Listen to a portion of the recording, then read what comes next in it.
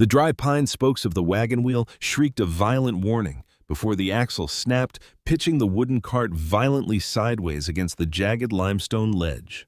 Clara Wren slammed against the rough pine railing, her breath knocked clean from her lungs as 43 silver dollars tumbled from her leather satchel and scattered down the canyon slope like loose teeth. Below her, the narrow mountain trail dropped 300 feet into the granite shadows of Wind River Gorge, and the frightened draft horse kicked wild in its harness, pulling the lurching wagon closer to the edge. If the rear iron-rimmed wheel slipped another 3 inches over the crumbling shale, everything she owned and her very life would plunge into the abyss. Clara did not scream. She did not allow herself the luxury of panic. With white-knuckled fingers, she grabbed the wooden brake lever, digging her heel into the floorboards as she threw her body weight backward to counter the tilt. The sharp smell of hot iron horse sweat and crushed sagebrush filled the thin, crisp air of the Wyoming Territory.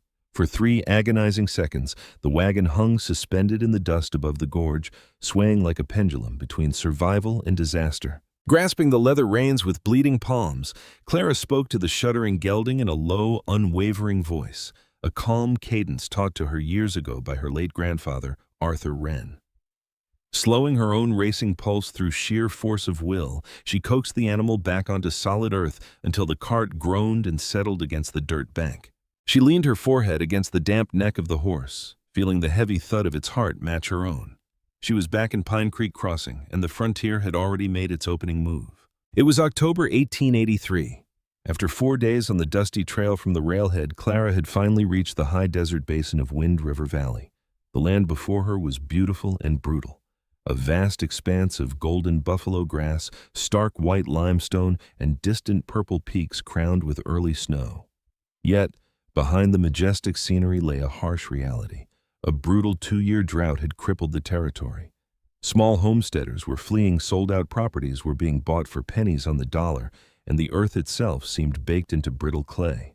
Her destination sat atop a barren plateau known locally as Wickham Ridge, 72 acres of rocky pasture that once belonged to her grandparents, Arthur and Nora Wren. Since Arthur's passing 3 years prior, the ranch had sat abandoned.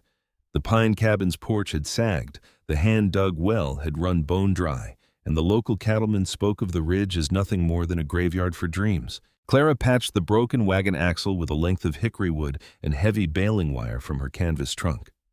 She gathered her scattered silver dollars, straightened her worn wool skirts, and led the limping horse down into the small settlement of Pine Creek Crossing to secure basic provisions. The town consisted of a single dirt street lined with hitching posts, a saloon, a blacksmith's forge, and Ray Decker Jr.'s feed and supply store. As Clara tied her horse outside the general store, the heavy thump of leather boots announced the arrival of the valley's most powerful figure. Grayson Cole reined in his massive bay stallion at the wooden hitching rail. At 40 years old, Cole was the undisputed cattle baron of the region, owner of the sprawling Cole Ranch that stretched across the fertile valley floor. He was a broad-shouldered man with sun-cured skin, ice-blue eyes, and a reputation built on iron-willed pragmatism. Cole watched Clara step onto the porch, his sharp gaze taking in her dusty boots, her mended clothes, and the quiet dignity in her posture. "You're Arthur Wren's granddaughter," Cole said, his deep voice carrying easily across the quiet street. It wasn't a question. "Word reached the valley you were coming back. You're wasting your time, Miss Wren. Wickham Ridge is dead. The earth up there turned to dust 2 summers ago, and even the timber wolves have moved on." Clara stopped on the boardwalk, meeting his gaze directly without flinching. "Mend your own fences, Mr. Cole. The land belongs to my family, and I intend to work it." Cole let out a low, dry chuckle, though his eyes remained intently fixed on her. "Work it with what? You can't graze cattle on dry rock, and you don't have the capital to dig a deep shaft." "Then I'll find another way," she replied quietly. She turned into the store, leaving Cole sitting on his saddle. He didn't ride off immediately. Instead, he lingered, watching the store door close behind her with an uncharacteristic flicker of curiosity behind his stern expression. He had expected a naive city girl who would run at the first sign of hardship. Instead, he had looked into eyes that held the same stubborn flint as the mountains above them. Clara spent nearly all her remaining silver on a decision that made the townsfolk whisper in disbelief. Rather than buying cattle, which required lush pasture and massive quantities of water, She purchased a neglected flock of 99 culls and strays from a passing livestock trader. They were lean, ragged sheep that no local rancher wanted, including a hardy Suffolk ewe named Hattie, who was deaf in one ear. To the cattlemen of Wyoming, sheep were a nuisance that ruined grass. To Clara, they were a lifeline. That evening, Clara drove her 99 sheep up the winding trail to Wickham Ridge. She unpacked her trunk inside the dusty homestead cabin. In the corner of her grandfather's old oak desk, she found what she had truly come back for: 11 leather-bound journals filled with Arthur Wren's meticulous handwriting. While others saw only surface dirt, Arthur had spent 40 years studying the subtle language of the land.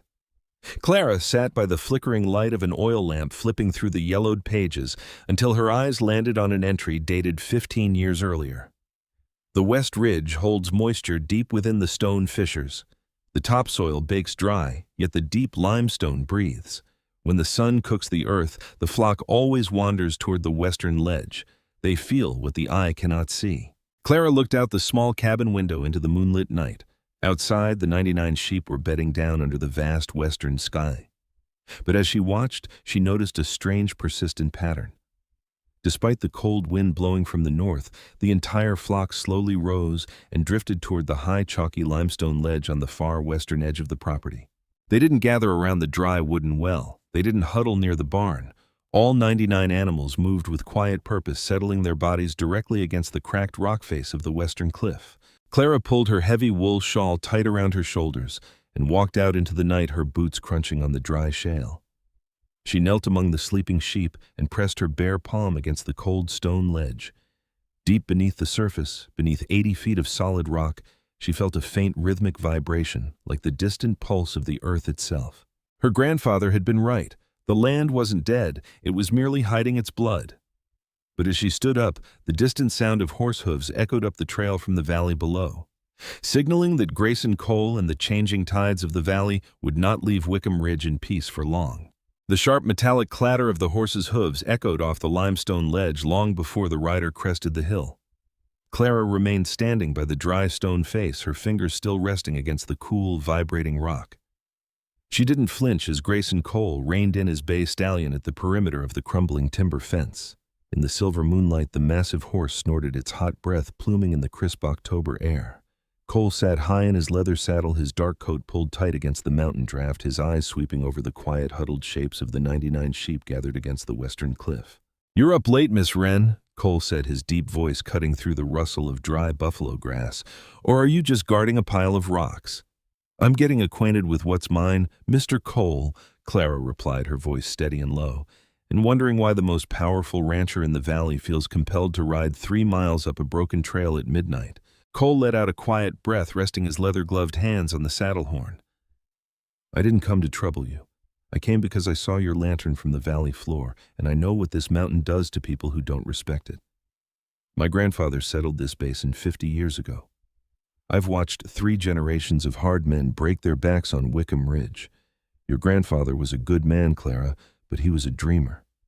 He died holding onto a piece of dirt that couldn't feed a jackrabbit." Clara took a step toward the fence line, the hem of her heavy wool skirt brushing through the dry sage. "My grandfather was an observer, Mr. Cole. There's a difference. He knew every crack in this limestone. He knew where the water went when the surface dried up." Cole leaned forward, the leather of his saddle groaning under his weight. "Water. There hasn't been a drop of water on this ridge since the summer of '81. The creek beds are bone dry, and the river 3 miles down is running at a trickle. If you're banking on finding a spring up here, you're chasing ghosts. You'll be broke before the first snowfall, and those 99 strays will be horse meat for the winter." There was no malice in his voice, and that was what caught Clara off guard. It was not the arrogant cruelty of a land grabber. It was the unyielding conviction of a man who believed he was saving a foolish woman from her own ruin. Yet as Cole looked down at her, his stern, weathered features softened just an inch. He took in the resolute set of her jaw, the dark circles of fatigue beneath her eyes, and the quiet dignity that seemed to anchor her to the earth. For a brief, silent moment, the battle-hardened cattle baron looked at her not as an obstacle but as a force he couldn't quite fathom. "I appreciate the warning," Clara said softly, meeting his gaze without stepping back. "But I'm not leaving. Tomorrow morning I'm hiring Hoskins and his steam rig." Cole straightened instantly, his brows knitting together in genuine shock. Hoskins, the drill hand from the junction. Clara, that man charges $5 a foot, water or no water. You'll spend every silver dollar you have left on a hole in the dirt. Then it will be my hole in the dirt, she answered. Cole stared at her for a long, heavy moment. He opened his mouth to argue, to command to use the authority that had governed Pine Creek Crossing for 2 decades. But the words died in his throat. The sheer iron will in her eyes silenced him. With a slow, reluctant shake of his head, he turned his stallion around. "Don't say the valley didn't warn you, Miss Wren," he muttered, though his tone carried a strange, grudging respect that lingered long after the sound of his horse's hooves faded into the night. By sunrise, the valley was awake with the mechanical clatter of Hoskins' steam-powered drilling rig. Evan Rook, a quiet young man with broad shoulders and hands calloused from years of splitting cedar posts, arrived shortly after dawn. Evan had worked for Arthur Wren as a boy, and out of loyalty to the old man's memory, he brought his own team of mules and heavy timber to shore up the rig's base. "Your grandfather always swore by this western ledge, Clara," Evan said, tightening an iron bolt on the rig's support beam as smoke billowed from the small coal burner. "The old-timers called him crazy, but I remember him standing right here with a willow switch watching the sheep. They always came to this exact spot when the heat hit." "They're here right now, Evan," Clara noted, gesturing to the perimeter. All 99 sheep had moved as a single unit, refusing to graze on the sparse, dry grass near the cabin. Instead, they sat in a wide, patient circle around the drilling rig, their dark eyes fixed on the trembling limestone beneath them. Hattie, the half-deaf Suffolk ewe, lay closest to the iron drill bit, her head pressed flat against the stone. At 8 o'clock, the heavy iron bits struck the rock with a deafening rhythmic thump that shook the ground beneath their boots. Clang, clang, clang. With every impact, fine white limestone dust rose into the morning air, coating Clara's hair and clothes in a fine gray frost. 10 feet, 20 feet. By noon, the drill had pushed 40 feet into the solid crust of the earth, yielding nothing but dry, powdery shale. A small crowd of spectators had gathered along the lower trail. Ray Decker Jr. had brought his supply wagon up from town, and several local hands from the coal ranch stood watching from their horses, shaking their heads in quiet pity. Among them, sitting apart from the rest on his bay stallion, was Grayson Cole.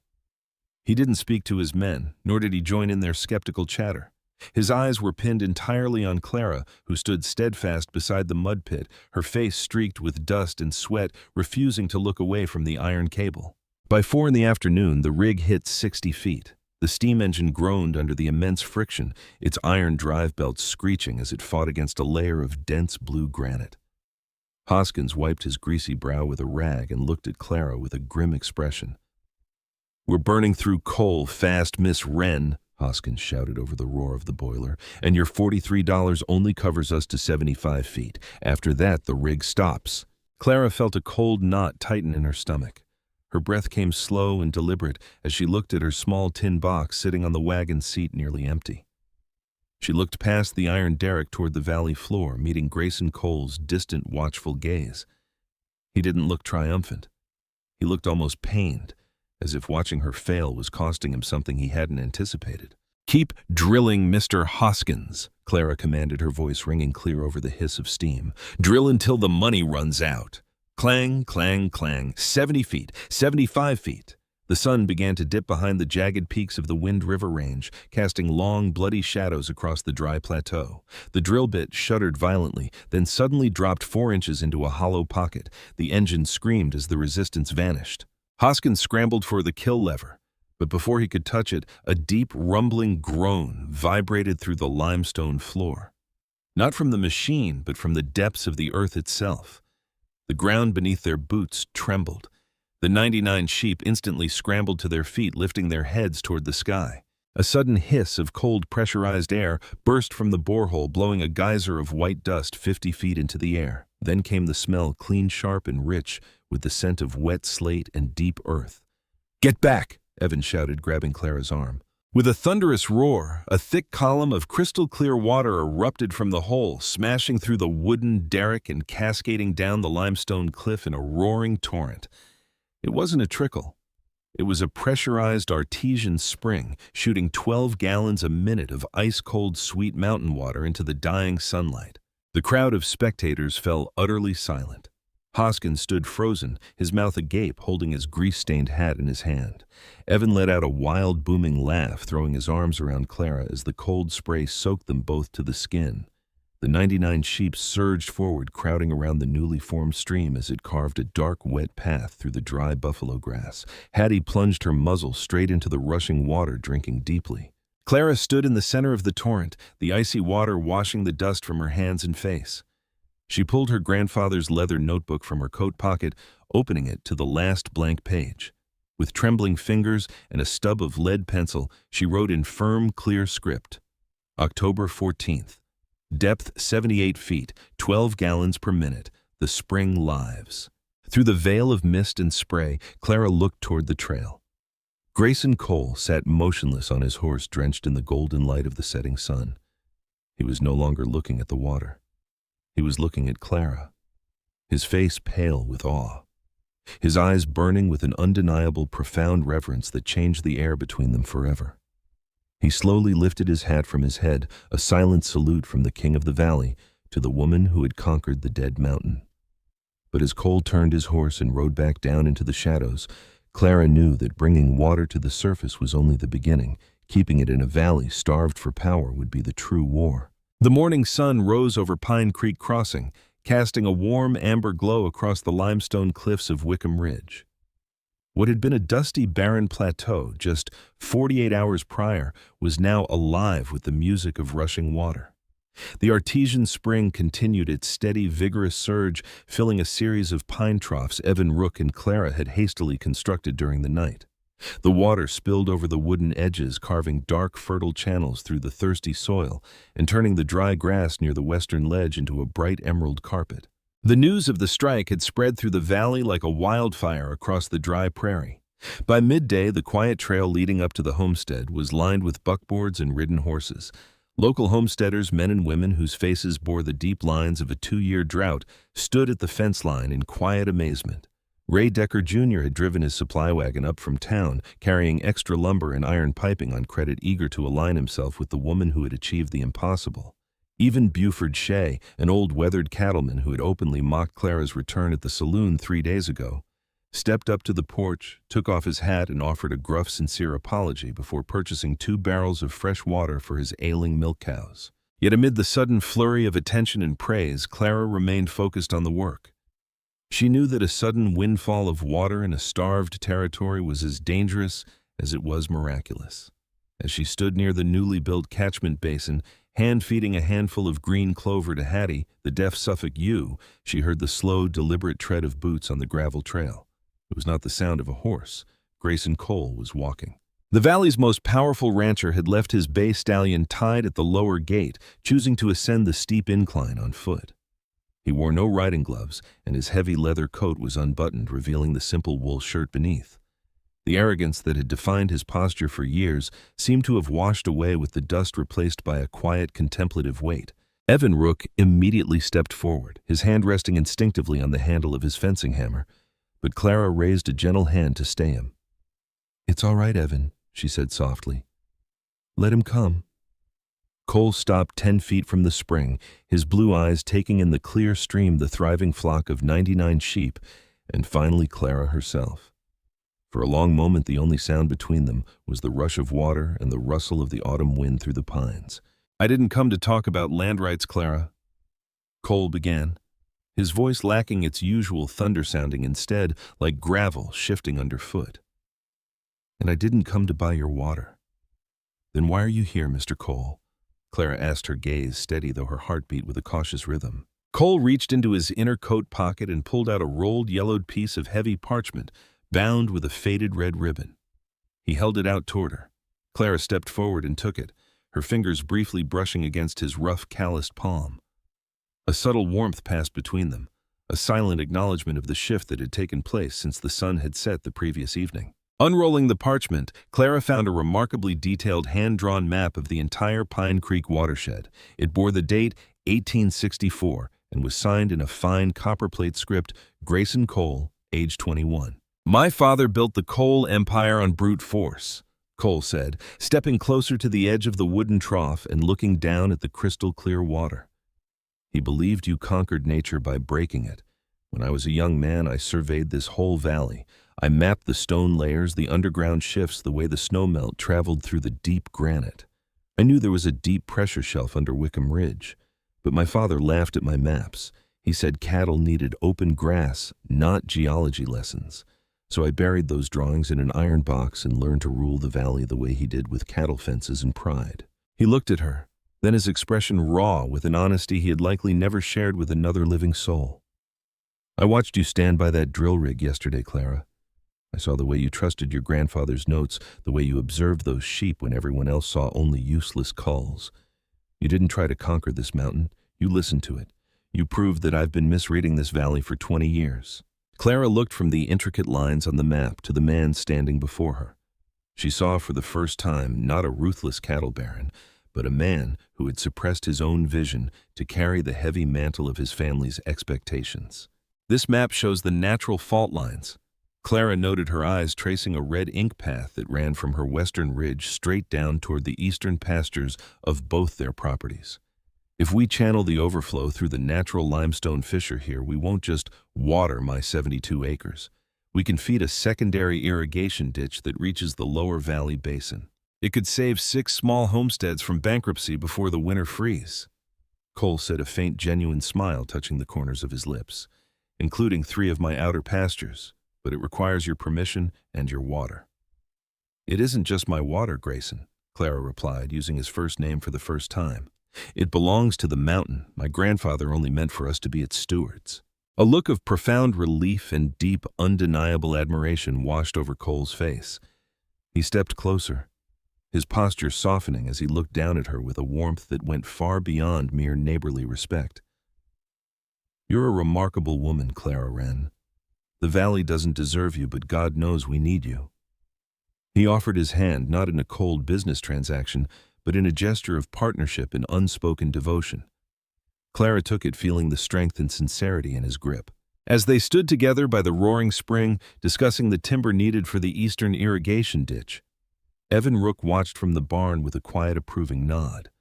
The tension that had gripped Pine Creek Crossing for years was beginning to thaw.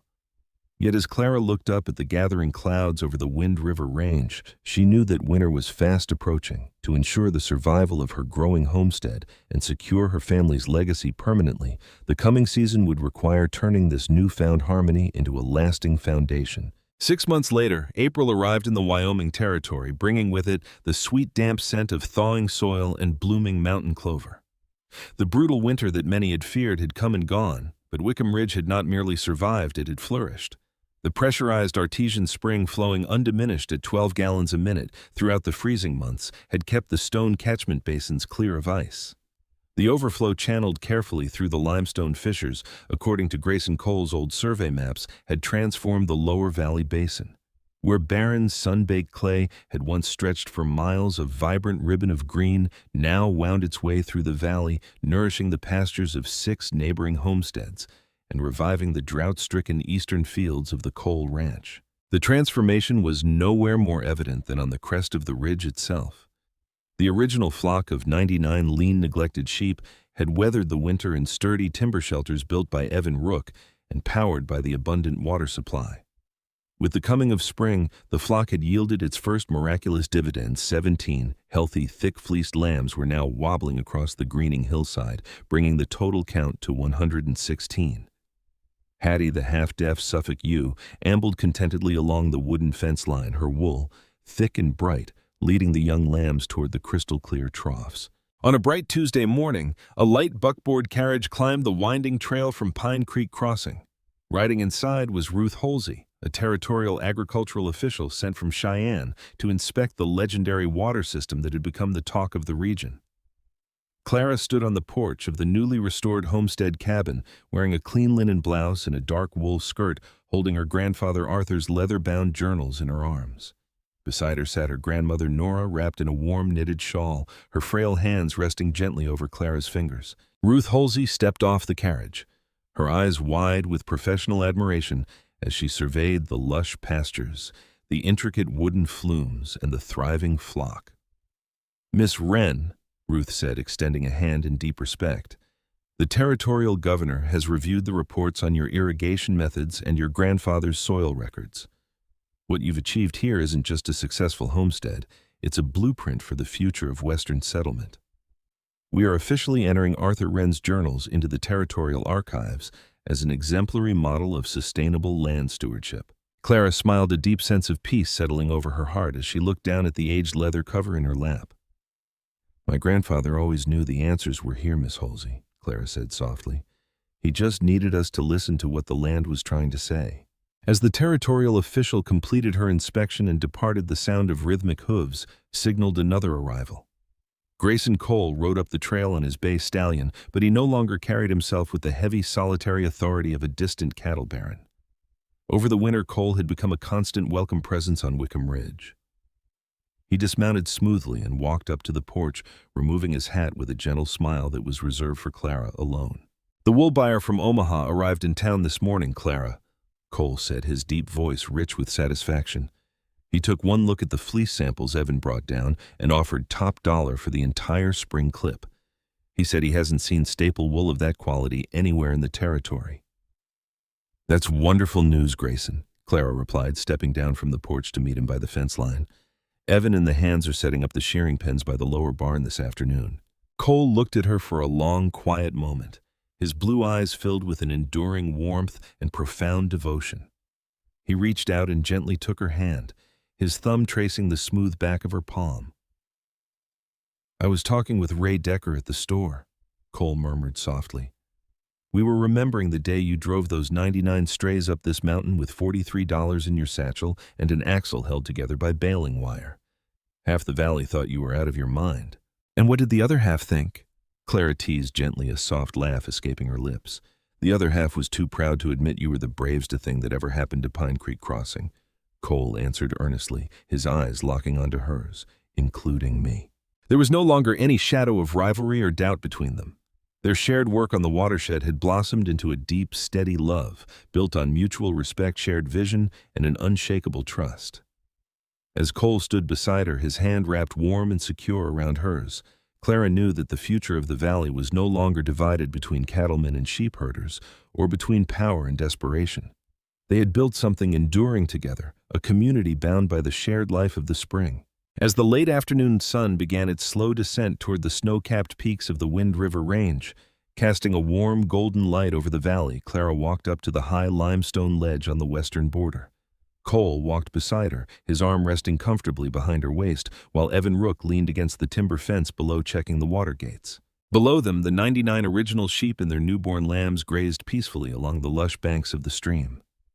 The continuous musical murmur of the artesian spring echoed off the ancient stone, carrying the cool, pure blood of the mountain down to the thirsty earth below.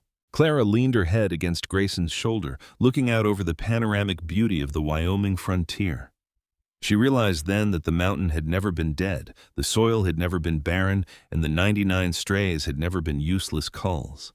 They had simply been waiting for someone with the patience to read the hidden marks, the courage to dig through the stubborn stone, and the faith to believe that life would always find a way to burst through the dry places.